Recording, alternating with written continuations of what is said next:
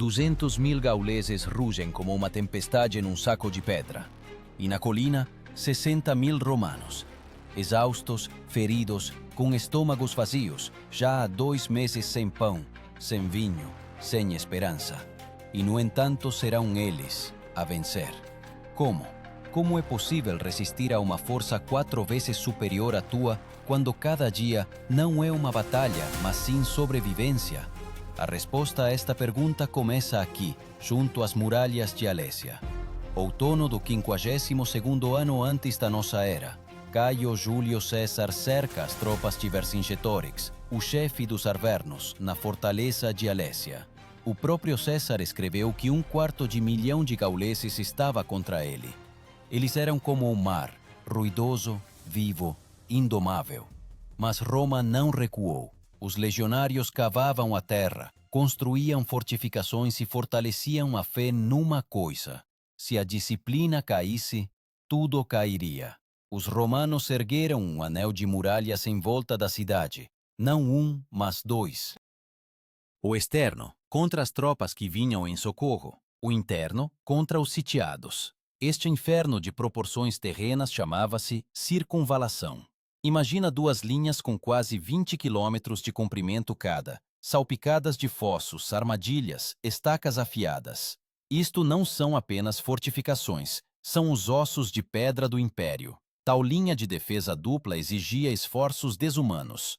Cada legionário carregava mais de 40 quilogramas de equipamento: espada, lança, armadura, comida, ferramentas.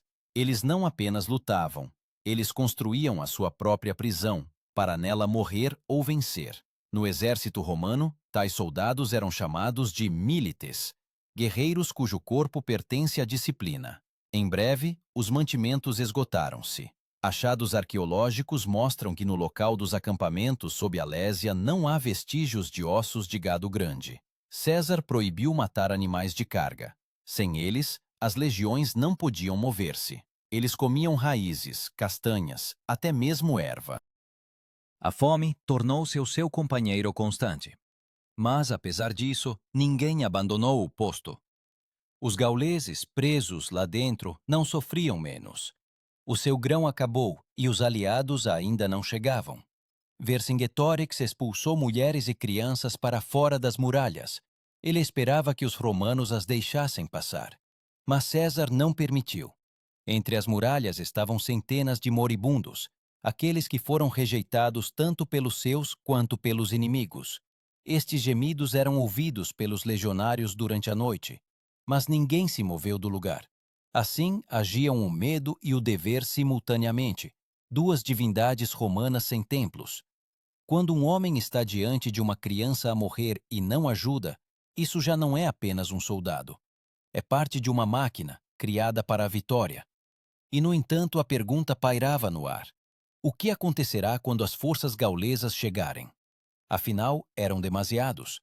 Todos os dias os batedores relatavam: pó no horizonte, milhares de lanças, o ruído dos tambores.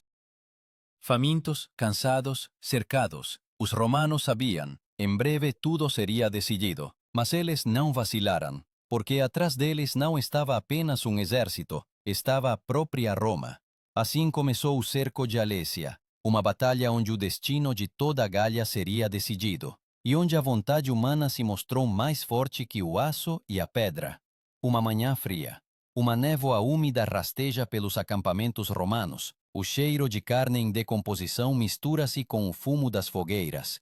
As mãos dos legionários tremem, não de medo, mas de exaustão. Durante 2 meses de cerco, eles recebiam apenas um punhado de trigo por dia. Carne, uma raridade. Vinho, uma lembrança. Mas mesmo neste inferno a ordem permanecia sagrada. Cada amanhecer começava da mesma forma: formação, verificação de armas, distribuição de sentinelas. Assim não sobreviviam pessoas, assim sobreviviam romanos. César compreendia. A vitória aqui não estava nas espadas, mas na capacidade de suportar. Ele escreveu que a disciplina é uma corrente que une o exército mais firmemente que o aço. Pela menor infração, morte. Um legionário que adormeceu no posto foi executado diante da formação. Isso era chamado de fustigação, um espancamento ritual que terminava em morte. A punição não por medo, mas por equilíbrio, pois se um vacilasse, a legião vacilaria. Naqueles dias, cada movimento era um ritual. Cavar um fosso, colocar estacas, verificar as balistas. O zumbido metálico das ferramentas tornou-se a música da sua sobrevivência. Estas máquinas, enormes arbaletes com rodas, podiam perfurar uma pessoa a 100 metros de distância. Elas eram chamadas de Scorpio, e ao esticar suas cordas soavam como o rangido de um predador antes de atacar. Dentro de Alésia, Vercingetorix preparava-se para a última chance. Ele enviou mensageiros às tribos aliadas, Arvernos, Éduos, Senones. Centenas de chefes responderam. Segundo autores antigos, o seu exército contava com cerca de 250.000 homens. Era uma onda que se abatia sobre a colina, onde estavam 60.000 romanos, a proporção 4:1. Mesmo o centurião mais calmo compreendia: se este anel fosse rompido, todos seriam varridos. Um centurião não é apenas um comandante de 100. É a personificação da ordem, o nervo do exército. Eles conheciam os seus soldados pelos nomes, partilhavam com eles a ração e a morte. Um desses centuriões, segundo César, durante o assalto, manteve a posição quando todos à sua volta caíram. Ele morreu de pé, com o escudo erguido, como uma estátua de lealdade. Todos os dias no acampamento soavam sinais, breves toques de cornetas e trombetas. Estes sinais eram chamados de tuba.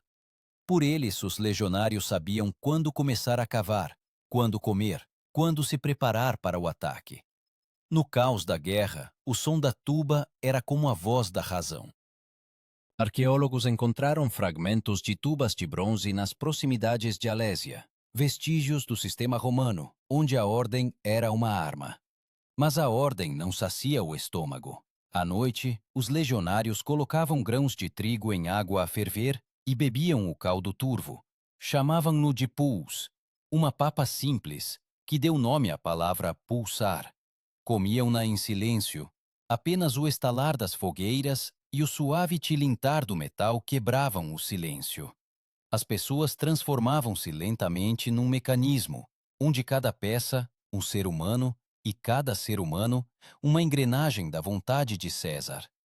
A fome enfraquecia os corpos, mas não o espírito. Um legado, assistente de César, registrou que os soldados não pediam comida, mas sim combate. Acreditavam que o sofrimento era o caminho para a imortalidade. No seu mundo, a honra valia mais que o pão. César sabia disso e mantinha a tensão, como um ferreiro mantém o ferro no fogo. Ele esperava, queria que o inimigo atacasse primeiro. E o inimigo atacou. Primeiro, um rugido de trombetas ecoou de longe. Os gauleses avançavam. A terra tremia sob os seus pés. A poeira cobriu o som. No horizonte, milhares de escudos, lanças, estandartes. Os romanos alinharam-se junto aos fossos em completo silêncio. A sua formação chamava-se testudo, tartaruga. Os escudos uniram-se formando uma abóbada contínua de bronze e madeira. Sobre eles voavam flechas, lanças, pedras. E, no entanto, eles permaneciam de pé. Arqueólogos encontraram pontas de flechas nas camadas de terra no local desta batalha. Vestígios de queimaduras mostram que os gauleses incendiaram as barricadas. Mas os romanos apagaram o fogo com as suas próprias capas, sem recuar um único passo. Não era apenas um combate. Era um teste à ideia de Roma, que o homem, ligado pela disciplina, é mais forte que qualquer caos. A batalha durou horas. Vercingetorix observava das muralhas da fortaleza, esperando ver a linha romana desmoronar-se, mas ela não desmoronou. César, de pé na colina com a sua capa escarlate, levantou a mão. Era um sinal. E da retaguarda moveram-se novas coortes. 10.000 homens, a última esperança do império. No momento em que a terra tremia sob os passos do inimigo, a tartaruga romana avançou. Lentamente, inexoravelmente. como uma pedra do destino a rolar.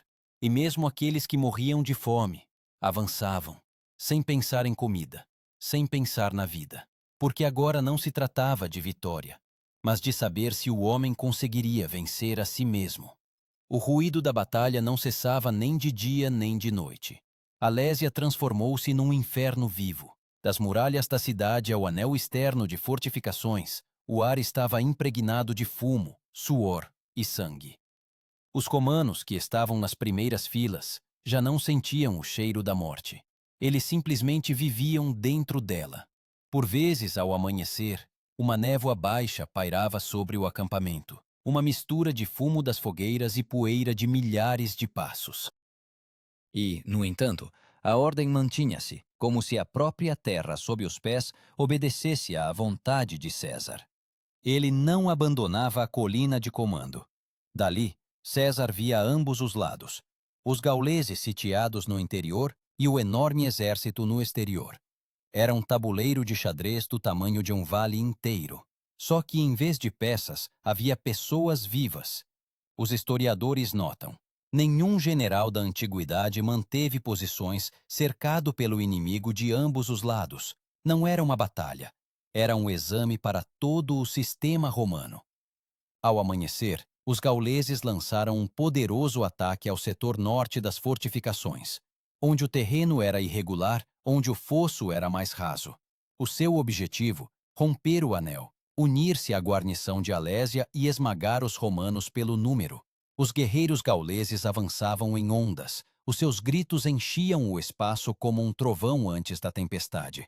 Os escudos, cobertos de peles, retumbavam ao ritmo dos passos. Os romanos enfrentaram-nos calmamente. Na primeira fila estavam os veteranos. Grisalhos, com cicatrizes, eles seguravam pilums, pesadas lanças de arremesso com mais de 2 metros de comprimento. Quando a distância diminuiu, os pilums voaram. As suas pontas, especialmente feitas de ferro macio, dobravam-se ao impacto e ficavam presas nos escudos dos inimigos. Um escudo com tal lança tornava-se inútil. Tinha de ser abandonado. Esta técnica chamava-se golpe deformador e tornou-se um símbolo do gênio de engenharia de Roma. Mas os gauleses eram demasiados. Eles atravessaram o fosso, começaram a escalar as muralhas. Os centuriões romanos gritavam por cima do barulho, dando ordens. Um deles, segundo os registros de César, tirou o capacete para que os soldados vissem o seu rosto e partiu para o contra-ataque. Atrás dele moveu-se uma coorte. Uma coorte são cerca de 500 homens unidos por um juramento. Eles lutavam como um corpo único, e os seus golpes soavam como marteladas numa bigorna. Entretanto, dentro de Alésia, Vercingetorix ordenou aos seus homens que saíssem para as murallas e atacassem pela retaguarda. Para os romanos, isso significava o fim. Entre os dois anéis de murallas, apenas algumas centenas de metros. De um lado, a fúria dos defensores famintos. Do outro, o ataque de um enorme exército. Os historiadores discutem quanto tempo durou esta luta. Alguns dizem várias horas, outros um dia inteiro. Mas uma coisa é clara: este foi o momento em que Roma esteve à beira da aniquilação. César notou que os gauleses pressionavam numa secção, perto da colina, onde comandava o legado Labieno. Ele enviou a cavalaria para lá. Apenas alguns milhares de cavaleiros, mas eram veteranos endurecidos. A cavalaria de Roma agiu como uma lâmina. Contornou o inimigo, atacou pelo flanco e cortou a formação gaulesa. Esta manobra na tática romana antiga chamábase flanqueamento pela retaguarda. A palavra latina circumvenire. Foi ela que mais tarde deu origem ao moderno cercar. Quando a cavalaria atacou, a formação gaulesa vacilou. Eles não esperavam um ataque pelo flanco. O pânico espalhou-se em ondas. Os guerreiros, espremidos entre os romanos e as muralhas, começaram a esmagar-se uns aos outros. César descreveu que os gritos se tornaram tão altos que os sinais das tubas não podiam ser ouvidos. O chão sob os pés transformava-se em lama, misturada com sangue. Mas os romanos não paravam. Eles não sabiam parar. Arqueólogos encontraram restos carbonizados de flechas, pontas de lanças e fivelas de bronze dos cintos dos legionários exatamente neste local.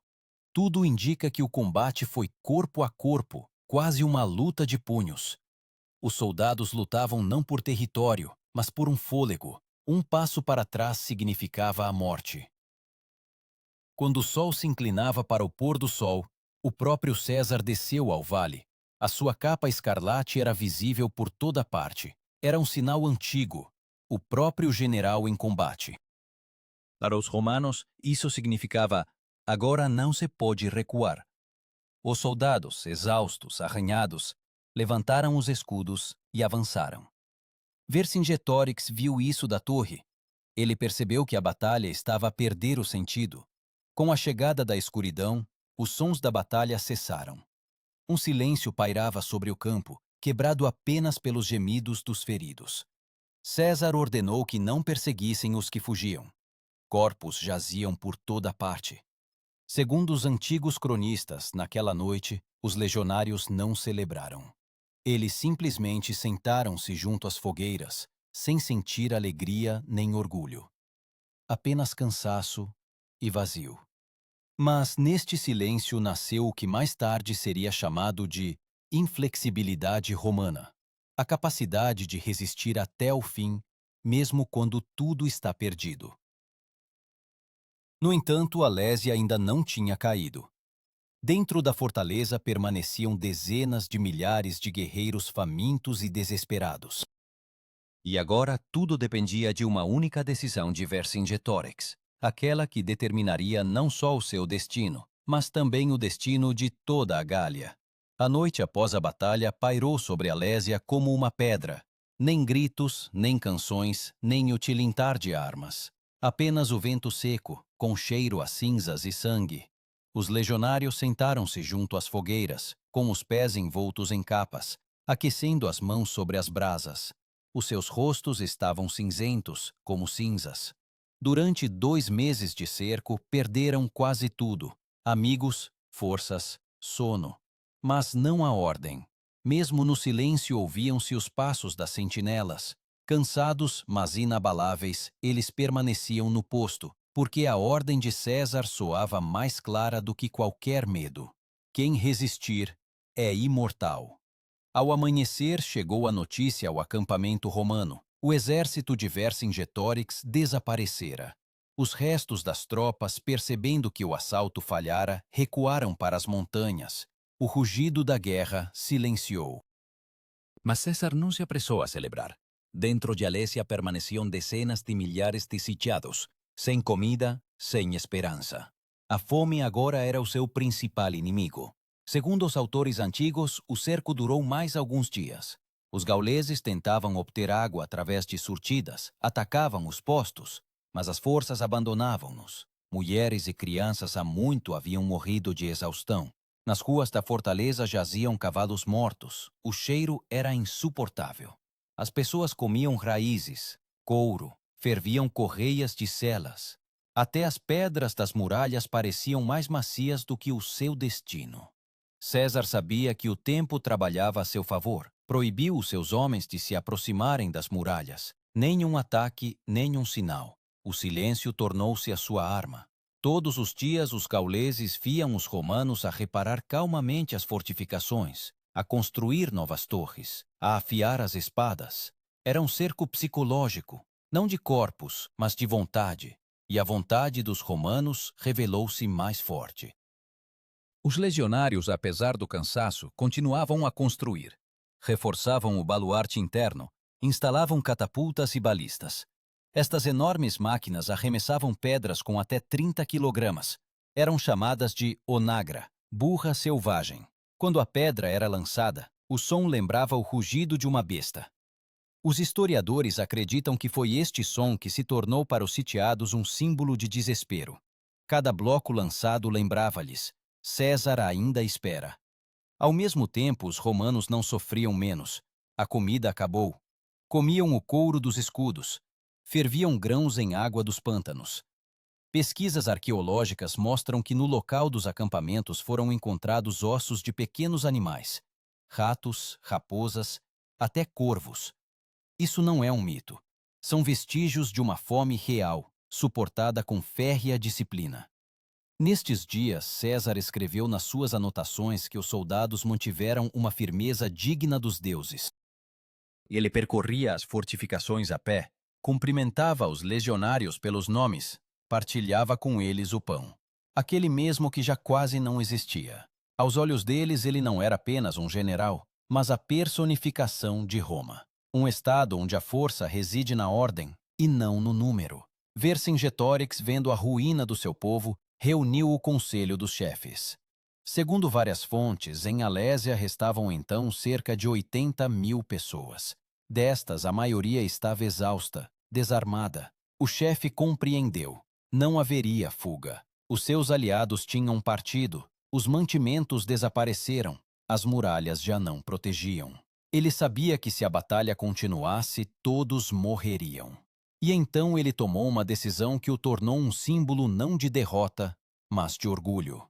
Pela manhã, quando o nevoeiro ainda cobria o vale, os portões de Alésia abriram-se. Dele saiu uma procissão. À frente ia Vercingetorix, alto, com os cabelos esvoaçantes, em armadura de batalha, com um torque de ouro no pescoço. Atrás dele, guerreiros, carregando armas nas mãos. César estava numa elevação, rodeado pelos seus legados. O silêncio era quase sagrado. Vercingetorix aproximou-se de César, atirou as armas aos seus pés e ajoelhou-se. Este gesto tornou-se um dos mais famosos da história. Plutarco escreveu que os romanos observaram a cena sem gritos ou aplausos, apenas um silêncio profundo. Porque diante deles não estava um inimigo derrotado, mas um homem que ousou desafiar o império. Naquele dia, Alésia caiu. Da cidade saíram os restos da guarnição, mulheres e crianças. Os romanos dividiram-nos. Alguns foram vendidos como escravos, outros levados como prisioneiros. O próprio Vercingetorix foi enviado para Roma, onde, 6 anos depois, seria conduzido acorrentado no triunfo de César e depois executado.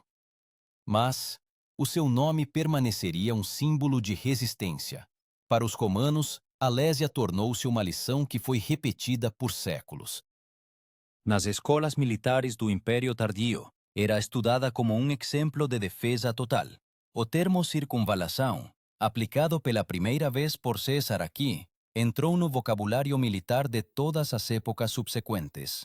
Até engenheiros modernos, ao examinar os restos das muralhas, ficam impressionados com a precisão do planeamento. Cada fosso, cada torre é medida como se tivesse sido construída não por pessoas, mas por uma máquina. E, no entanto, esta vitória foi conquistada a um preço terrível. Dos 60.000 legionários, milhares morreram de exaustão, doenças, ferimentos.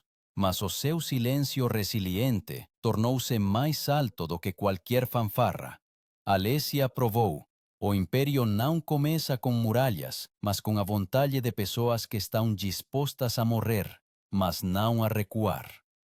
Após a queda de Alésia, o ar em volta da cidade tornou-se mais pesado que chumbo. Até a vitória cheirava a morte. Pelas encostas jaziam corpos de pessoas, cavalos, aliados, inimigos. A terra estava tão impregnada de sangue que os arqueólogos, 2 milênios depois, ainda encontram vestígios de ferro e ossos. César ordenou que os legionários mortos fossem enterrados com honras militares. Os gauleses, simplesmente queimados. Para ele, isso não era crueldade, mas ordem. A vitória tinha de ser limpa. Enquanto as chamas devoravam os restos, os engenheiros romanos desmantelavam as fortificações. 7 semanas de cerco contínuo deixaram para trás um sistema de fossos e muralhas com mais de 20 quilômetros de comprimento. Nos locais onde se conservaram as pegadas de cascos, é visível. Cada linha de fortificações foi construída com precisão de joalheiro. Os arqueólogos modernos chamam a isso um milagre de engenharia sem plantas. Mas para os legionários, este milagre custou vidas. Fome, doenças, cansaço. Estes foram os verdadeiros assassinos em Alésia. Muitos romanos morreram não por espadas, mas por disenteria e exaustão. César, percebendo que a doença podia destruir até os vencedores, ordenou que se queimassem os restos dos acampamentos, desinfetando os poços com fogo e cal. Estes foram os primeiros passos para o que hoje chamamos de disciplina sanitária. No entanto, a verdadeira batalha para César apenas começava: a política. Em Roma, já se sussurrava que a sua vitória não era um triunfo da República, mas um triunfo de um homem. Alésia fez de César uma lenda, mas também o condenou à inveja e ao medo do Senado. Até o seu mais próximo colaborador, o legado Labieno, mais tarde passaria para o lado de Pompeu. Assim, a vitória, conquistada com sangue, tornou-se a semente da futura guerra civil. Entretanto, o destino dos gauleses cativos foi decidido rapidamente. Segundo várias fontes, César libertou parte das tribos aliadas para mostrar misericórdia, mas a maioria foi enviada para a escravidão. Milhares de homens e mulheres foram vendidos nos mercados da Gália Narbonense. Um escravo que sobreviveu à Alésia valia pouco. Um troféu exausto, mas vivo, do império. Os historiadores dizem que foi o maior mercado de escravos de toda a campanha de César. E os legionários, pela vitória, receberam pão, vinho e o direito ao descanso. Só então perceberam que estavam vivos. Os soldados da primeira legião registaram nas crônicas que comeram pela primeira vez em muitos dias até se fartarem. As suas mãos tremiam, mas não de medo, da sensação incomum de saciedade. Um centurião disse que o sabor do pão depois de Alésia era mais doce que o mel. Mas mesmo neste descanso, a ordem romana era mantida. Cada legionário era obrigado a arrumar a armadura, limpar as armas, verificar as correias e o capacete. As placas metálicas das couraças voltaram a brilhar ao sol, como se nada tivesse acontecido. Este momento de restauração chamava-se reducção, o regresso à forma, um símbolo de que mesmo do inferno se pode sair em formação. César, observando as suas tropas, compreendia. Alésia era mais do que uma vitória. Era a prova de que a força de Roma não residia no número de soldados, mas na sua capacidade de obedecer. Ele escreveu: nem os deuses, nem o destino salvam o covarde. Apenas a ordem torna o exército eterno. As suas palavras seriam mais tarde gravadas em pedra na Gália. A inscrição foi encontrada por arqueólogos em Lyon e acredita-se que remonta precisamente a esta campanha. Do ponto de vista militar, Alésia mudou tudo. Tornou-se o protótipo do conceito de cerco total, onde o inimigo é destruído não por um golpe, mas pela privação de esperança. Pela primeira vez na história, um general cercou não só o exército, mas a si mesmo, colocando o destino das tropas à beira da aniquilação. Este princípio seria mais tarde repetido por Napoleão em Ulm e Wellington em Waterloo. Para os gauleses, a derrota significou o fim do sonho de liberdade. As suas tribos desuniram-se. Os anciãos juraram lealdade a Roma. No local de Alésia, mais tarde surgiria uma cidade romana, Alícia, com as suas termas e fórum. Arqueólogos encontram nas camadas daqueles anos inscrições em latim e celta, um testemunho vivo de como uma cultura lentamente absorveu outra. Mas mesmo nesta conquista, permaneceu a sombra de Vercingetorix. O seu nome não foi pronunciado por muito tempo, mas as canções sobre ele viviam entre os gauleses. Séculos depois, eles cantariam: ele levantou-se contra Roma e morreu, mas não curvou a cabeça. E talvez seja por isso que os arqueólogos franceses do século XIX, ao encontrar o local da batalha, ergueram lá uma estátua de Vercingetorix, de frente para Roma, como se ele ainda estivesse a guardar a sua terra. César, depois de Alésia, compreendeu que o império podia ser mantido não só pela espada, mas também pelo medo da própria ideia de Roma. O seu exército, que sobreviveu à fome e ao cerco, tornou-se a sua guarda pessoal, o seu instrumento do destino. Nestas pessoas que sobreviveram, havia algo mais do que disciplina. Nelas vivia agora a fé, de que Roma não pode morrer enquanto viver pelo menos um legionário. Quando as tropas deixaram Alésia, o vale permaneceu morto. Nem erva, nem pássaros, nem sons, apenas as cicatrizes uniformes das muralhas, estendendo-se até ao horizonte. César cavalgou por estes lugares, parou junto aos portões destruídos e olhou longamente para os restos da cidade.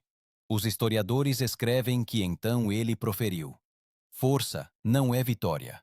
Força é o que resta depois dela. Da Gália, ele enviou embaixadores a Roma com a notícia da conquista, mas lá ele foi recebido não com aplausos, mas com apreensão. O Senado temia que o general, que subjugara um continente, agora subjugasse a própria Roma. Alésia transformou César de general em ameaça. A vitória, conquistada com sangue, tornou-se o início de uma nova guerra, interna, inevitável. Entretanto, as cinzas de Alésia arrefeciam. Engenheiros romanos regressaram para erguer uma colônia no lugar da fortaleza destruída. Primeiro, templos a Júpiter e Marte. Depois, termas, estradas, um anfiteatro. Sobre os ossos dos caídos, uma nova cidade cresceu, como um símbolo de que o império constrói mesmo sobre ruínas. E, no entanto, a memória daquele cerco vivia. Nas lendas populares da Gália, César tornou-se um demônio que veio com fogo e ferro, e Vercingetorix, o último herói que ousou dizer não. Assim, duas verdades, a romana e a gaulesa, entrelaçaram-se para sempre, na terra onde cada gota de chuva ainda cai sobre os ossos daqueles que estiveram em Alésia.